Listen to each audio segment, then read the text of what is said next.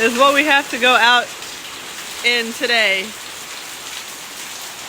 This is what we have to trek out in the wilderness to find food. How do you feel, baby? Hungry. Yeah, we will trek through anything to get to food. And I'm wearing my favorite dress. And a raincoat. Let's do this. It's like 2 p.m. and we didn't eat anything yet. Because we went to sleep really late and we woke up very late.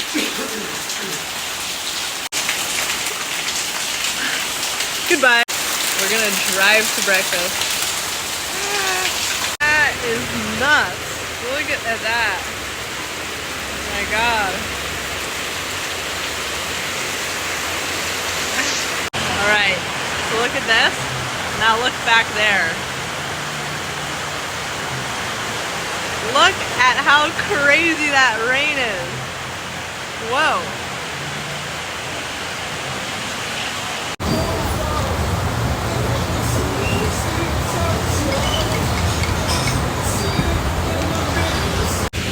Breakfast, plus I get chia pudding. What's coming?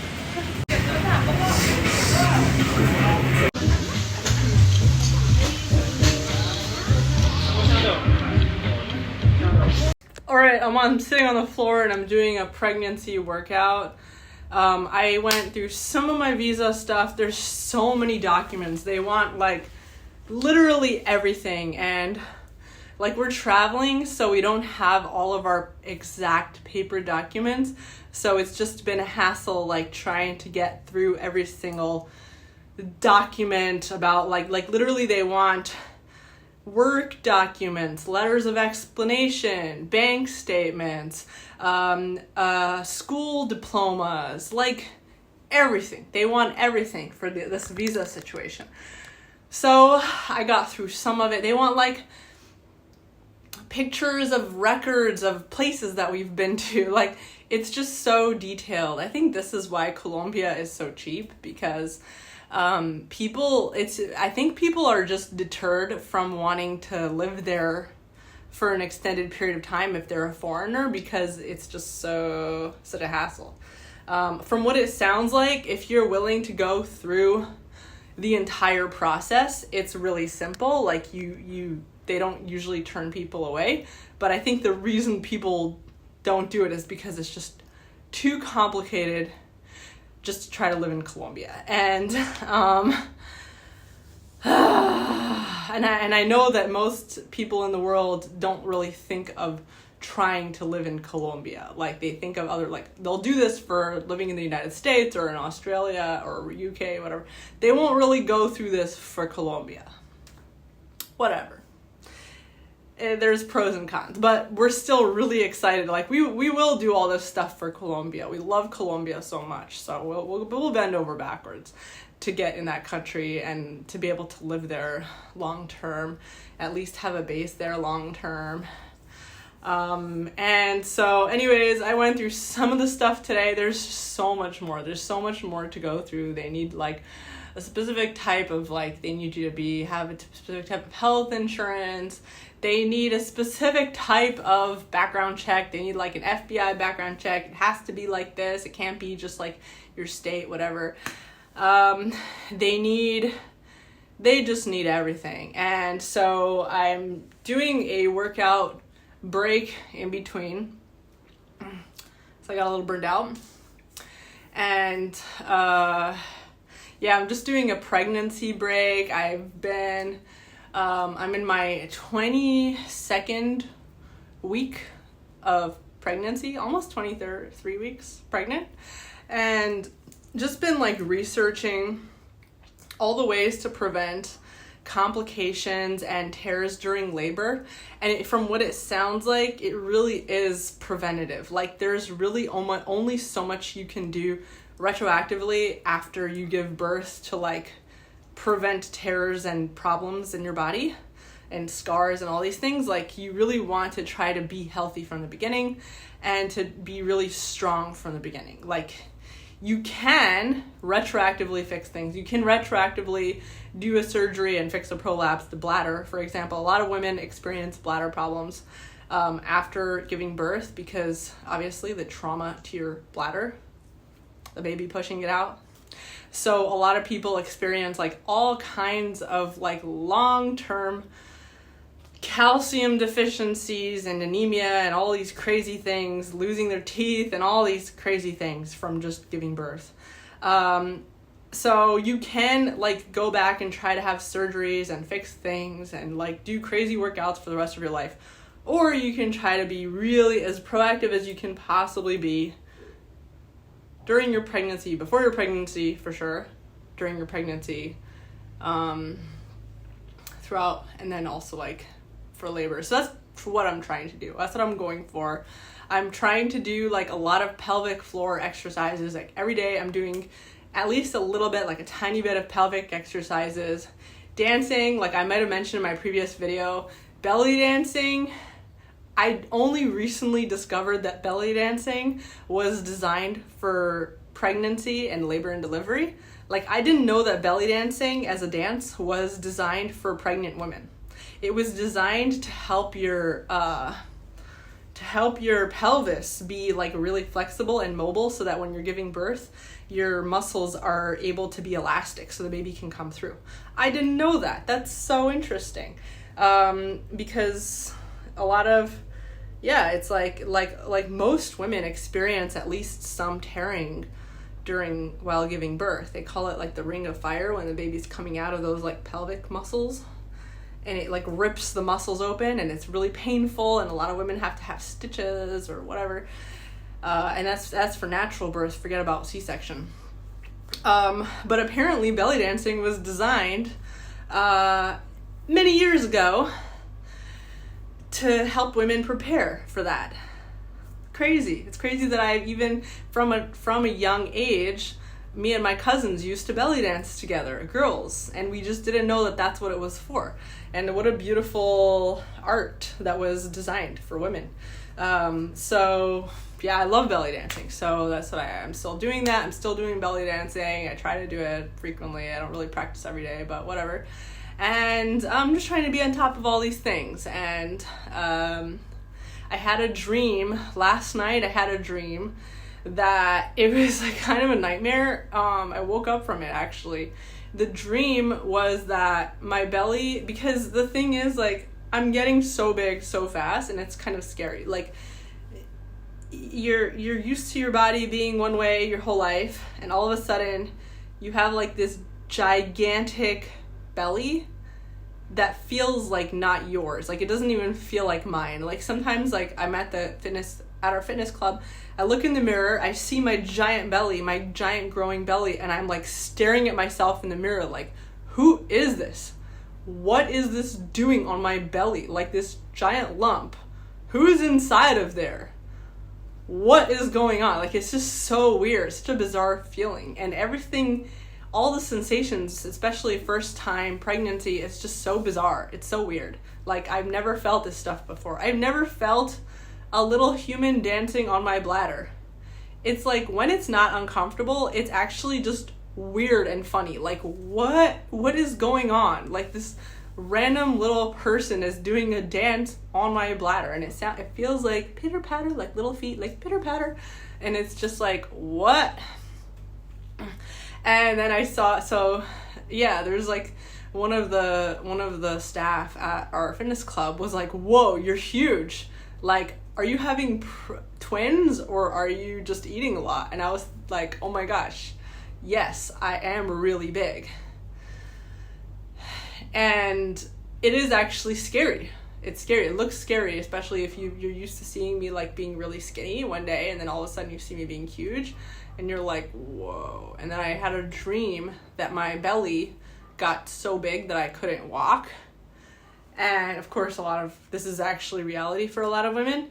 But in my dream, my belly was so big and heavy that it became like a rock that got stuck on the floor, and I had to drag it, and I was trying to pick it up and I couldn't. And then my belly started ripping away from me from how how heavy it was. Like, it was like the belly started detaching from me. Like, imagine if you had a bag of like really, really heavy rocks in your belly, and then it started ripping from your belly because you couldn't carry it around with you, and you're just trying to like pick it up.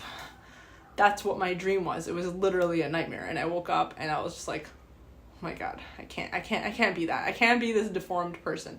And whatever. Anyways, so yeah, that's what I'm doing. I'm just doing my workout. I'm actually like, I'm doing a half-hour workout, and I didn't even make it to the end of the workout. I'm just like tired already. So I think I might go back and continue working on visa stuff next to Andrew.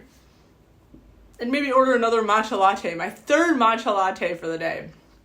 I think I'm really addicted to those things.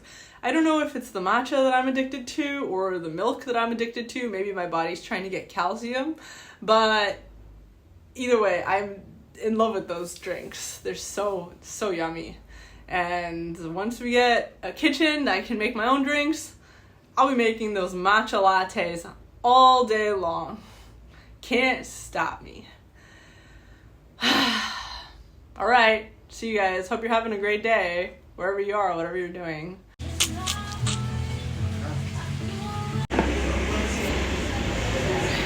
In case you were ever wondering how to take passport pictures without like having to put your fingers down on the passport, ta-da!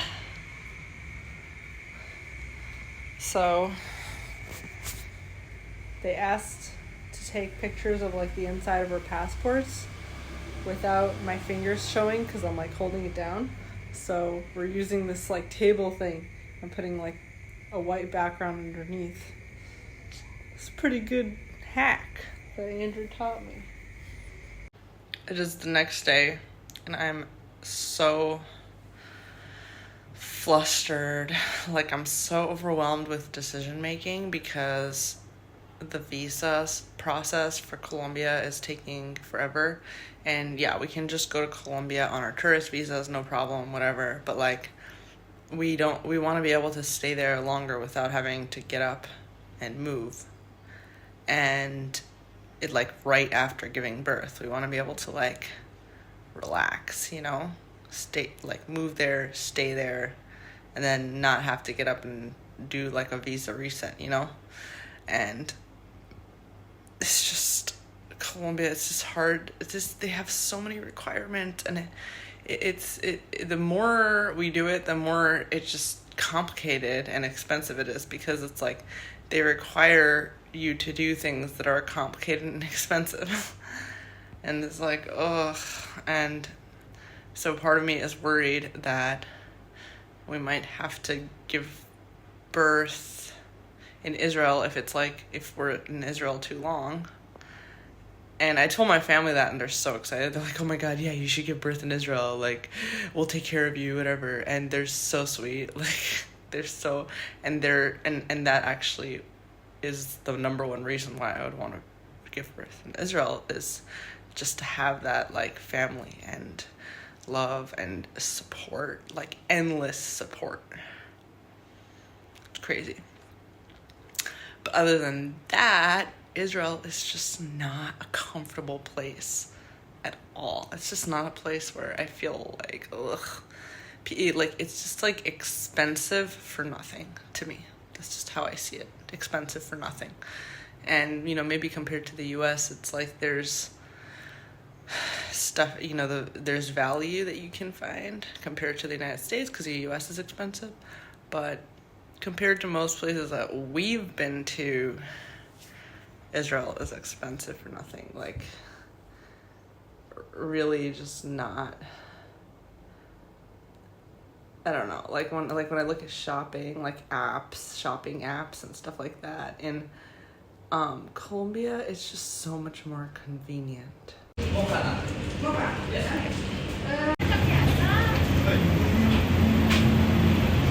That's the long lizard. And those are like monkeys, little monkeys jumping around behind those leaves. Right there, little monkey. I'm gonna miss these guys so much. Look at his arm. guy's little arm. He hurt it. He hurt his arm.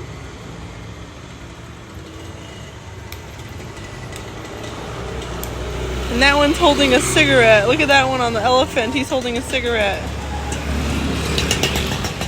He's a badass. Badass monkey. Look. Now he's biting it. He just ate the stick.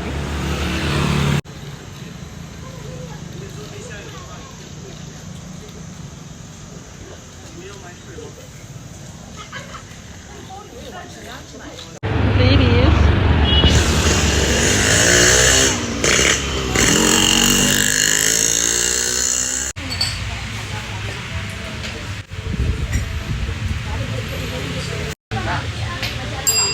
Is there anything that you would like to say to your fans? Yes. What? Jammers are awesome. What's a jamu? It's a turmeric, black cinnamon, cloves drink. It's really good. It's really healthy for you. Yep. And it's good for helping reduce inflammation in your body and to help with healing, like if you have any wounds or scarring or whatever. Yep. You guys, so it is Friday, January 10th, and a few days since I filmed. There's just so much to say, but right now what's happening is in LA for the past few days, there's been a giant fire, in case you are living under a rock. It started in Palisades, the Palisades fire, and then it like spread out to a bunch of different areas, and like a lot of like people, my family and friends, a lot of people that I know are preparing to evacuate. They're kind of like just ready to evacuate, but they think they might not have to. But it's just like really scary because also people are like waiting for crimes and looters to get their homes, their loved ones. Like there's just like a lot of fear right now happening in LA, and LA is like a really big place, so it's not like just a city. I feel like it's like a country almost. Like everyone's lived in LA at a certain point in their life. Obviously I grew up there, Andrew was born there. Like a lot of people lived in LA for a few years or passed through it. It's just like a huge hub. It's cheap to fly there from a lot of places here in Asia, for example. It's just cheap to fly to LA because it's such a big hub. And it's really, really scary what's happening right now. And I feel like, so Andrew and I, like, we were both sort of dealing with our own stuff the past few days, like this past week. Like, we've been dealing with this stuff. Like, what are we gonna do with our visas? Like, where are we gonna live? Oh my God, like the visa situation with Colombia.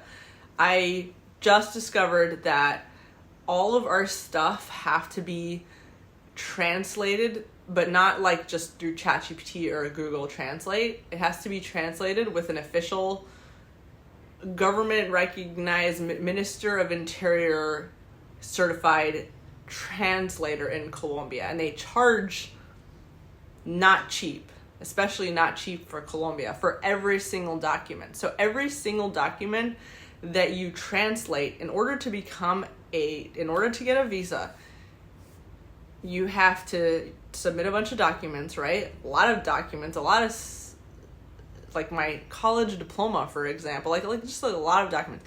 And even those documents, my birth certificate, college diploma, like these documents that are like, it's not really saying a lot, it's just saying your name and that fact that this is a diploma and which university it is or whatever. They want that to be translated through a special Ministry of Interior Spanish translator. So, like, you can't just Google Translate through Google Lens, just, like, have it replace the words to Espanol and then, like, submit it. No, it has to be through one of their own government translators. And it's expensive. It really is expensive. Like, every single document. They charge per document, and they request a lot of documents. So we're kind of, like, taking time with that. In the meantime, Israel visas were faster and more straightforward. So until we figure out Colombia, we'll be in Israel. Which maybe this is divine. Maybe this is God wanting us to spend more time in Israel, more time with my family, more time kind of like in a place where I spent a lot of my childhood, a lot of my adolescence growing up, you know. Make my Hebrew better, connect more with people that I, you know, grew up with. And maybe that's going to be really good for us, good for my family, for, you know, for me to be more well-rounded and like less avoidant. And Jerusalem is fun. I actually had a lot of fun in Jerusalem when I was studying there. It's more just, I was very religious back then, so it's going to be a different experience this time for sure. And then as far as LA, so all this stuff is happening. We're both, and then on top of that, like more stuff is happening. Like we've just been dealing with a little bit of like a pile up of stuff, health issues. Like we're trying to get this place rented out to leave, but then there was a thunderstorm and like a bunch of stuff started leaking and water is going everywhere. And then on top of that, the water is loosening up mold in the walls. So then we just discovered that there's been a buildup of mold, and it's obviously not healthy for me because I'm pregnant, not healthy for Andrew because he's having like a lot of congestion and it's really uncomfortable, a sinus infection, all these things. And so we're trying to like get all this stuff sorted before we go. Like how are we going to like literally redo all these walls and sand them down and paint them and everything and furnish and decorate this whole place and paint? Like how are we going to do all of this and prepare it to be a rental before we leave, which is in like 10 days. So we're dealing with like this stress of like all these things. And then trying to figure out the midwife, doula situation, all that. And then all of a sudden this huge fire breaks out in LA. And it kind of like forced us to like take a break from worrying about our own stuff. And I feel like that's part of what, whenever like a tragedy happens in another place and people go on the internet, they spend a lot of time on the internet, it's like, why do people care so much about like a tragedy happening in a place that they don't live in, other than family and friends? Like why do people care so much? And I think a lot of it is that it kind of like forces you, it takes you out of your own like stress, and it kind of reminds you like, oh, like at least I don't have it so bad because I don't have to deal with a wildfire. And the wildfires are like devastatingly creepy huge. Like all these celebrities are posting videos of like their once mansions now completely turned to rubble. They're like, you know, there's videos of people trying to save their pets, trying to evacuate. People were trying to escape from the Palisades fires. People were trying to escape from like just the Hollywood Hills. There's like a video of people trying to escape. And the traffic being so backlogged that in order to run in time from the fires that were sweeping past really fast, they had to like abandon their cars in the middle of the street. So then a bulldozer had to come and bulldoze all these really fancy cars like Bentleys and Porsches and like Lambos and Audis and all these things out of the way, because that's how much in a crisis people were. They couldn't even get their cars out in time. And that's how it always is. Like you never are prepared for an emergency when it happens. Like it's always after the fact where you're like, oh, I should have done this and this and this and this. Like I should have, and I feel like I've spent my whole life like kind of living in a state of emergency before, and when the emergencies happened, I'm always often the person who's like looking back and it's like, oh, well, I already have been living in a state of emergency. So when COVID happened, I was working in DC and I had like a normal office job. Actually, I was working in like greater Washington, DC. So not in DC proper, I was in Virginia. But like I had a normal 9-to-5 job, come into the office, work, whatever, go home. And a lot of people basically, because the flights were shutting down, a lot of people got stuck in DC, even after they lost their jobs, or even after their jobs told them that they don't need to come into work. They got stuck in DC after the lockdown started, and they weren't able to leave. But for me, like, I'm just always so hyper vigilant. I'm always in such emergency mode. So when the lockdowns happened, like immediately, before the lockdowns even happened, immediately when COVID started, I was like, oh shit, the airports are going to close down. So I asked my boss for a vacation. I don't even think my boss like fully said yes, but I basically was like, I have to go because like my brother has a wedding, or like, I don't remember what reason I said, but like, I have to go back to LA because my parents were in LA. So I flew from DC to LA. I flew from Dulles Airport in Virginia to LA. I had an apartment in DC proper, and like, I think I asked my friend to like pack up after me and put the stuff in my car and then drive my car to Virginia and leave it there. And I just flew to LA, and then like a week later they shut down all the airports, and everybody was like, oh man, like you're so lucky that you just happened to fly to LA before. And I was like, am I lucky, or am I just always in emergency mode anyways? Like the second I smell any kind of like something could happen. That's what House Hackers Anonymous is all about. If you read House Hackers Anonymous, it's basically like a giant emergency book. It's like you're just preparing for the preparation for the preparation for the preparation. And you're kind of like thinking 20 steps ahead. And I feel like really anxious when I watch people being like, well, the fire, you know, like I'm like hearing friends, family in LA being like, well, the fire hasn't, and God willing, everything's going to be okay and it's going to be fine. So I'm just using this as an example. Well, the fire hasn't gotten like to our block. So we're just going to have our stuff packed, and then we can like drive away whenever the fire gets here, right? And that's just not how it works. Like the fire doesn't like get to your block and then wait for you to like get your stuff ready and then leave. It's like, if the fire is already at your block, chances are your street is going to be barricaded with cars. There's already going to be chaos. You won't even be able to like get gas. You won't be able to leave. It's going to be pandemonium. And then on top of that, there's things become slower when you're in a rush.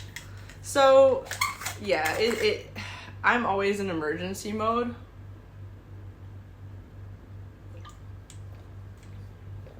I mean, the fact that I don't even live in the States, and I'm scared to go back in the States because I'm just perpetually waiting for like the worst apocalyptic event to happen in the States. Like, I'm just waiting for like a bomb to be, like the whole place to be bombed, like all these crazy things. Like I just live in fear so much. And to me, if a fire is coming down your street, it's like down the block. It's crazy. To me, it's absolutely like, to me, it's like if I smelled that a fire might be coming, I might even be in a fire zone, I'll just be like, well, I literally just can't handle the stress of like knowing that I'm in a fire zone. I literally will like prepare everything to get out of there immediately because I just can't live with the stress. But then there's like, so many people are just like, well, it's like down the block, so we'll just leave whenever it gets closer. We'll just drive off and we'll have our bags packed. So that's how the LA fire makes me feel. That's how it makes me feel. It makes me feel like, are you guys crazy? Like, run. But I think that's how a lot of things make me feel. It makes me feel crazy when people live paycheck to paycheck, when people live on a job and just think that's okay. It makes me crazy when people think that any job is going to make them financially stable in life, because if you've held a job, you know that that's not true. Like, your job is not going to keep up with inflation or the cost of your life. It's not going to make you wealthier. The only thing that your job will help you do is it will help you get loans, which is what we talk about a lot in House Hackers Anonymous. And it might help you learn skills and learn things, it'll be a tool that you can use for sure. So I think jobs are amazing and they're great. They help you network, they help you meet people. But your job is not, it's not a moneymaker. It's like a peanuts maker, but it's like, it's not going to long-term protect you. That's just not how jobs work. That's how businesses work. A business is something you should look at as an asset and moneymaker, even if it's losing you like $100,000 a year. Some people's businesses are losing them hundreds of thousands of dollars every year before they become profitable. But they're still moneymakers, because you're looking at the overall picture. You're not looking at it as like, how much money is it paying me tomorrow? Like, no, you're looking at it like overall, what it's going to create long term. And like, a lot of people are just thinking in like the very, very, very short term, and it drives me crazy. Like a one night stand versus like you get sex for life, or a drink. I mean, I've struggled with this a lot, actually. Drinking and doing drugs, that's like a very temporary relief from your anxiety, versus setting up your life in a way that you get to be anxiety free and calm all the time. You get to have a calm and stable nervous system. That's like being drunk all the time and high all the time. Wouldn't you rather be drunk and high all the time? Even though the process, what just happened to my screen? Even though the process to get from here until the anxiety free is maybe a stressful one. 1 second.